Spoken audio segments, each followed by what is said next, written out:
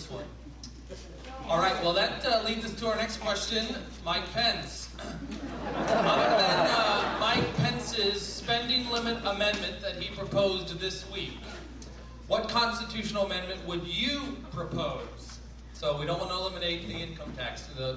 What would you propose that would advance, support, or protect our country for my grandchildren? So other than the spending limit one, what would you propose as a constitutional amendment that would protect, advance, or support our country? I believe Mr. Stutzman, you're up. Spending.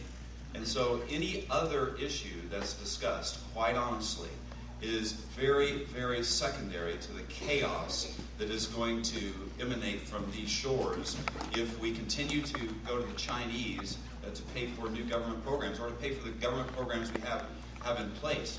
And so it's one of those issues that I'm not really sure that there's another issue that is important as spending in our country.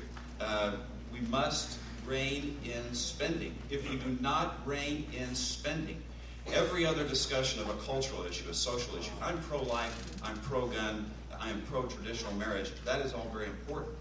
However, all of that will be secondary if we do not ultimately get spending under control. Thank you. Mr. Coates. I like what Marlon said about the marriage amendment, but I think right now there's one that's much more critical to the future of our country and getting us back to work, and getting our economic problems solved, and that is a balanced budget. People forget that in 1994, when we had this Republican revival in Washington, one of those principles that they ran on was a balanced budget. People forget that the House of Representatives passed that, and that the Senate came one vote short of ratifying that, of passing it in the Senate, and sending it then to the states for, under our constitutional process, 3/4 of the states would have to ratify it. That would have put us in a position that Indiana's in, and put politicians in a position of saying, you cannot spend more money than you take in. It forces tough choices. And if it's constitutional, then it is Supreme Court certified, it is constitutional. They have no other option than to balance the budget. That's the only thing that's going to get us back to a level playing field and deal with our debt problems. Mr. Bates. You know, Doctor, most amendments have been about freedom. Slavery, the right of women to vote. One of the things that neither one of these gentlemen touched on was that in 1994, another issue that they ran on in the Contract of America was term limits. I would introduce legislation for an amendment to the Constitution. It's past time we have term limits. That is my own that I believe the balanced budget amendment is very important. I'm much in favor of Congressman Pence's spending limit. I do agree that we need a marriage amendment.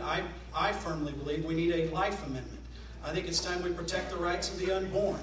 And we can't afford for this any longer to be a state issue. This is a federal issue. I believe our Constitution protects the unborn. And I think it's time we put that in writing. You know, all these topics we're talking about have to do really with about the character of the men and women that we are sending to D.C. and what happens when they get there. You know, Don, I finally agree with you on something here.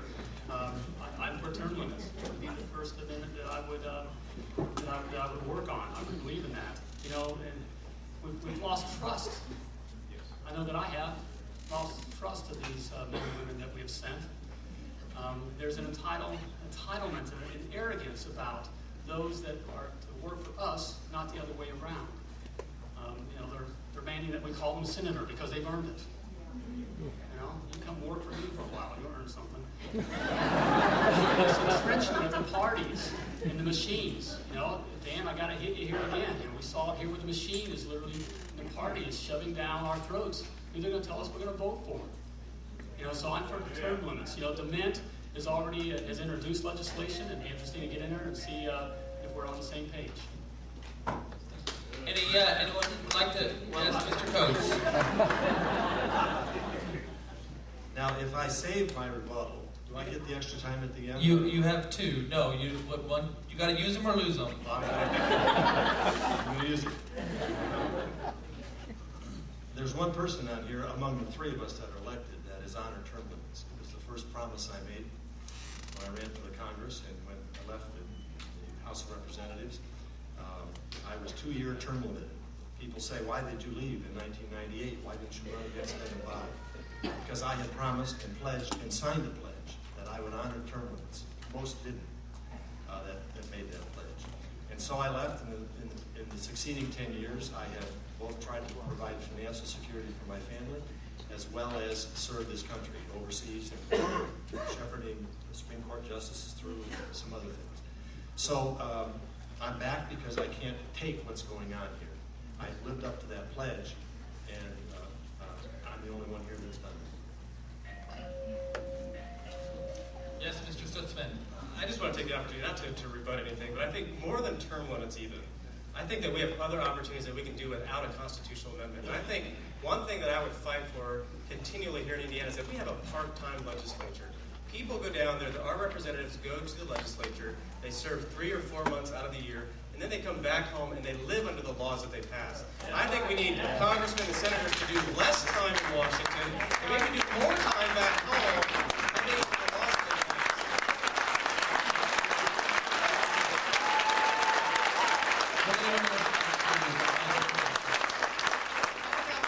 In the real world rather than in D.C. where there's a bubble. And I think also that we need to level and equalize the playing field when it comes to campaigns. You know, Senator Bayh had 13 million. Everybody said, why would you want to run against him? You know, we were running against him before it was cool. And we said, you know what? This is about people. And I think if we would equalize and reform McCain-Feingold, which is the Incumbent Protection Act, we would then have fair elections, and I think that's even more important that we can do without a constitutional amendment. Just a brief comment. I think it's interesting to know that the 3 men on this stage who have spent quite a while, all of them, in politics, are not honoring a term limit pledge.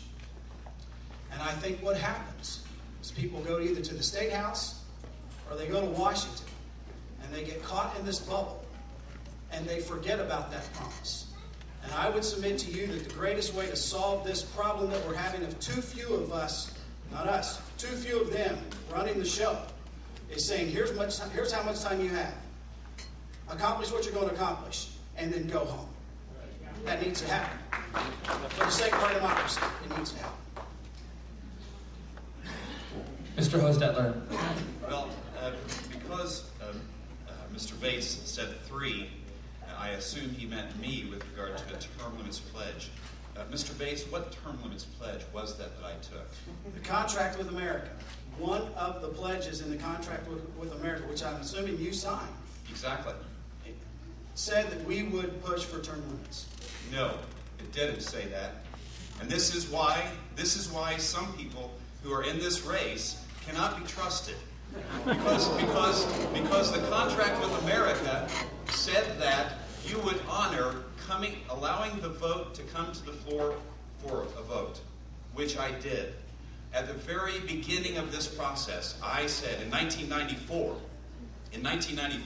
I said that I believe that term limits takes away a freedom from the people to decide who your representatives are.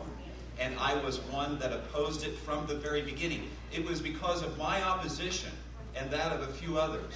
It was because of that opposition that the contract with America was actually changed from what Mr. Bates thought he read to what it ultimately said, because I would not sign a contract that I knew that I could not keep. Thank you very much.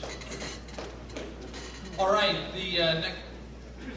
You have another one? Well, if I have to use the rebuttal, then I won't respond. Yeah, you don't need to use it. Do what? You'll need to use it. Those are Okay, the well rules then of I won't debate. respond. Can you offer a lifeline? That